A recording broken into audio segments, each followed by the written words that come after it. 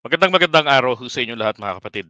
JDB po ang inyong abang lingkod. Pag-usapan muna natin ngayon, eto hong si dating Pangulong Duterte. Nako, eh, sumali po siya sa legal team ni VP Sara. Okay? And then base nga rin dun po sa sa tawag dito, yung normal, yung yung proseso ng impeachment, eh yung mga prosecutors, yung mga taga-usig, no, yung magdidiin kay Sara ay yun pong mga abogado na mga abogado po na kongresista. And of course, they can hire someone na sanay sa mga litigation, may mga expertise. Kasi yung iba naman diyan sa mga abogado, hindi naman na po sila practicing lawyer eh. Yung iba just for wall decoration lang, pasado ng bar, maganda yung grado, pero sabi nga ah, attorney no case, never humawak ng kaso. Yung mga ganon. Now, si Congresswoman Luistro, ako, sigurado ko talaga, papasok ito, isa sa mga prosecutor ng House of Representatives. Oras na ha, oras na mag-prosper siguro after New Year na nga yan, etong impeachment. At ang kampo ng mga Duterte, they already hired multiple lawyers. At sabi nga, isa-isa yun. May mga naka-assign do sa group of lawyers, isa-isang mga kaso. So talaga hong pinaghahandaan nila. Now, ang nakakagulat po dito sa lahat, yun bang biglang pagsali dito kay dating Pangulong Duterte sa sa legal team ni VP Sara, 'di ba? Yan yung isang nakakagulat. Bakit biglang napasama siya rito? Sabi nga rin sa balita, Rody Duterte to join Sara's legal team versus impeachment. Ang tanong, eh, pwede ho ba ito na yung tatay? Pwede naman po, di ba? Kaya lang, kung yung titingnan po si dating Pangulong Duterte, eh, ano to anytime, di ba? Pwede siyang masampahan ng kaso. Again, pagka dito siya sinampahan ng kaso, bye-bye ICC na. Kapag ka pumasok na yung kaso sa korte. Ngayon, kung bye-bye ICC na, maaaresto pa rin ho si Digong. Di ba? So, ang tanong, yan po ay tatama kaya sa proseso na ng impeachment? Well, the answer is yes. Pasok na pasok ito, 'di ba? Pero ang tanong uli, bakit siya mag-aabogado sa kanyang anak sa impeachment samantalang siya mismo ikinakailangan din niyang maghanda na maigi, 'di ba? Oh, 'yun ang isang tanong dun eh. Kailangan niya rin maghanda kasi may kasong inirerekomenda laban sa kanya, yung crimes against humanity. 'Di ba? So pinag-iisipan na lang siguro ng ating gobyerno ngayon, ah, para sa ngalan ng hustisya ng mga nabiktima, and then para magkaroon din ng pagkakataon si dating Pangulong Duterte ng pagkakataon to defend himself, 'di ba? Eh sampahan na lang 'to ng kaso rito pero bye-bye ICC. Pero sino yung mga magiging testigo? Kasi ayaw naman ng mga kaanak unless makabili sila ng magpapanggap na pamilya ng biktima, 'di ba? Yun na lang, that's the only choice only choice left kung hindi nila makukumbinsi yung mga kaanak ng biktima na rito magsampa ng kaso. Pero alam niyo naman ang mangyayari, 'di ba? Yung political system natin dito nakakaapekto ng malaki sa sistema ng justice system natin, 'di ba? Sa pag-apply nito. Hindi yan makukulong, house arrest kasi the humanitarian reason, tapos although limited freedom, 'di ba? Hindi na makakapag-abogado kay Sara, sasabihin ngayon nila masyadong ginipit, 'di ba? Hindi na lang pinagpaliban yung kaso para sana na ipagtanggol yung anak, masyadong inipit. So magiging martir pa yung mag-ama. At bentang-benta 'yan sa 2028. Lalo na kapagka hindi nagtagumpay yung impeachment, 'di ba? Pero maganda kung magtagumpay. Now, ang nakikita ko po rito, this is a political, okay? Political maneuver ng mga Duterte. Bakit kanyo? Alam naman po natin na dalawa lamang ang, abogado kung di ako nagkakamali sa House of Representatives na sineryoso ni Duterte o sineryoso ng kampo nila. Unang-una etong si Harry Roque doon kay Migs Nograles, 'di ba? And I don't think si Migs, sobrang busy siguro nun ngayon, 'di ba? Baka hindi makasali diyan. Pero itong si Luistro, sigurado 'yan, magiging bahagi 'yan kasi malaki, malalim at, matindi yung naging papel niya doon sa pag-i-investigate. 'Di ba LV, Gadgets Review diyan kay Sara, do sa kaperahan, and then sa Quadcom din. So, ibig sabihin marami siyang nalalaman dun sa mga detalye nung dahilan bakit dapat i-impeach si Sara sa ididiin nila bilang, prosecutor. Alam naman rin natin si Duterte nung makaharap niya si Congresswoman Luistro, eh, ano, ito talagang seryosong-seryoso siya na ano, na pinakinggan niya, umupo siya ng maayos, hindi siya nagpabalang-balang ng pagsagot, 'di ba? Kung tutuusin puwede nga niyang loko-lokohin si Beatrix Luistro dahil hindi nagpapa-cite in contempt, napaka-polite.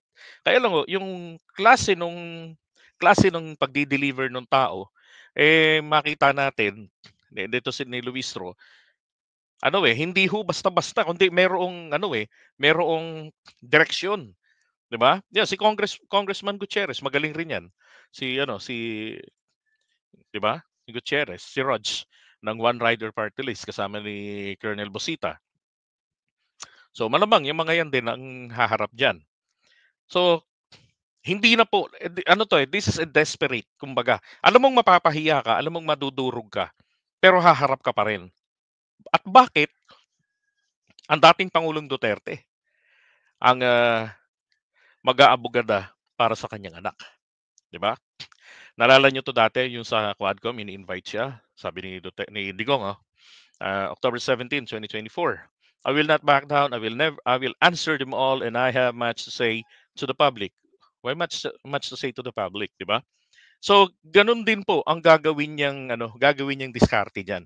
It will be, a public appeal, okay? Paawa effect. Gano'n ang gagawin ditong diskarte ni Duterte. And also, ang gagawin niya diyan, yung kanyang presensya ay pressure pong malaki ito sa ating mga mambabatas. 'Di ba? Tama? Sa mga senador natin, sa mga nagkaroon ng utang na loob sa kanila. Yun yun. Kasi itong mga justices diyan sa impeachment court ay ang mga senador po. Halos lahat po 'yan, 'di ba? Lahat 'yan halos may utang na loob. Humingi ng, pabor nung nakaraang, halalan, nung mga nauna pa, 'di ba? Marami diyan, oh. Lalo do'n sa kampo ni Kibuloy, may mga humingi rin ng tulong diyan ng mga senador natin. Kaya nga sabi ko, dapat ano 'yan, ang public, public opinion ay magsilbing pressure naman po dito sa ating mga senador. Dapat maiparamdam ng taong bayan na ang dapat ay pairaling maigi etong rule of law. At diyan sa mga senador natin, iparamdam natin ang matinding pagbabanta sa kanila na kayang-kaya silang isilid ulit sa basurahan. Kung nangyari 'yon sa Ocho Diretso, nangyari 'yan noon kay Ralph Recto nang meron siyang naipanukalat, naipasa. Actually, nag-sponsor lang siya ron sa EVAT. Pero ano ho nangyari doon? Pumasa yung EVAT, 'di ba? At 12% EVAT, expanded value added tax. So, anong naging resulta ron? If I'm not mistaken, he lost 2 senatorial elections. And he ended up as a congressman. Doon na lang siya tumakbo bilang kongresista ng distrito nila sa Batangas. So, now for Digong na sabihin man natin na na kasi may mga nagsasabi na the best lawyer, magaling. Yun nga yung challenge ko sa iba eh. Kung magaling na abogado, kasi ito yung nakakapagtaka. Wala naman tayong nabalitaan. Hinahanap ko nga yan sa SCRA, sa Supreme Court Report Annotated. Ito ho yung mga makakapal na libro ng mga abogado na laging makikita sa mga law offices, na andun yung pangalan po ng mga abogado na umabot ng Korte Suprema ang kaso nila. Ibig sabihin po, talagang mga magagaling sila sa legal remedies, 'di ba? Nakuha nila ang atensyon ng Korte Suprema. Oo. Naging pabor man sa kanila o hindi, at least ang importante makikita mo yung pangalan ng tao na nag-exist doon. Ang hirap nun. Pero sa kanya nga wala akong makita, eh. Now, si Congresswoman Luistro, ito ano 'to, ah, dating law professor ng, Batangas College of Law, oo. Tapos, dating, alam ko dating private prosecutor din siya, kaya alam na alam niya yung, diskarte ng line of questioning. Dati rin po siyang debater. Noon ang, ano yata 'to, pol sci din. So, it's very, very normal 'yan sa amin, yung debate. Ang, style nga sa'min, nung college ako naririnig ko na yang ano, yang University of Batangas. Isa 'yan sa mga ano, I would say na bukod sa University of the Philippines, isa 'yan sa mga kinikilala namin, yung eskuwelahan niya, na may mga magagaling po na debatista, 'yan. Yang, Batangas. Alam ko BSU 'yan, Batangas State University. It's a government ano 'yan, parang UP rin, yang, pinanggalingan ni Luis Trot, do'n rin siya nagtuturo, 'di ba? Ano, Duterte to join Sara's legal team versus impeachment. Kaya nga maraming mga tumataas ang kilay diyan. Anong gagawin niya, ang tagal-tagal niya nang hindi humahawak ng kaso, 'di ba? Well, 'yan po lang ang nakikita kong ano nila rito. This is a political maneuver ng mga Duterte na they will capitalize being persecuted, and at the same time ay makuha nila yung public sympathy. Okay, gano'n ang ano nila dito. Then, most likely, eto bantayan yung maigi, magkakaroon po ito ng, sabwatan sa mga senador natin, and they will not going to allow uh, the impeachment trial to be completed.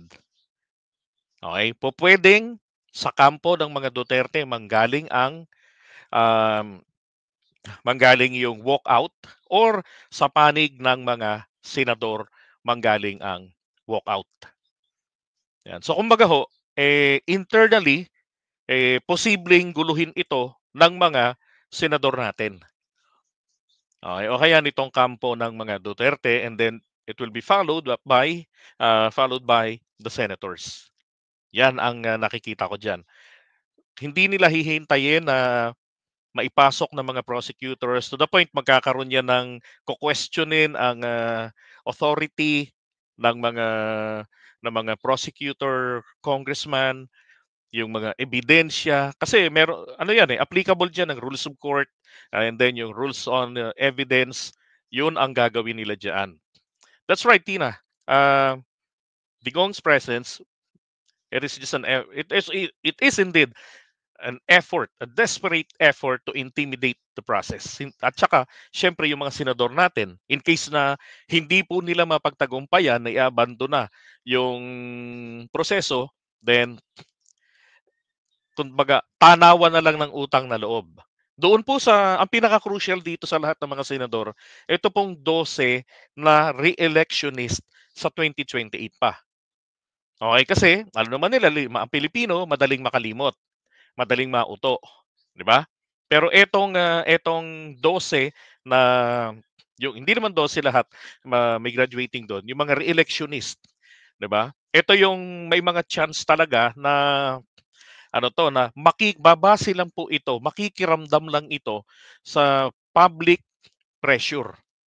Okay, or sa public pressure, yun lang titignan nila. Kung ano yung, or public perception na ano ba ng tingin ng taong bayan dito sa proseso ng impeachment, 'di ba? Tsaka kung di ako nagkakamali, ang impeachment, ano 'to, dun sa House of Representatives, si SMR, he has 10 session days. Ibig sabihin session days, hindi po araw-araw.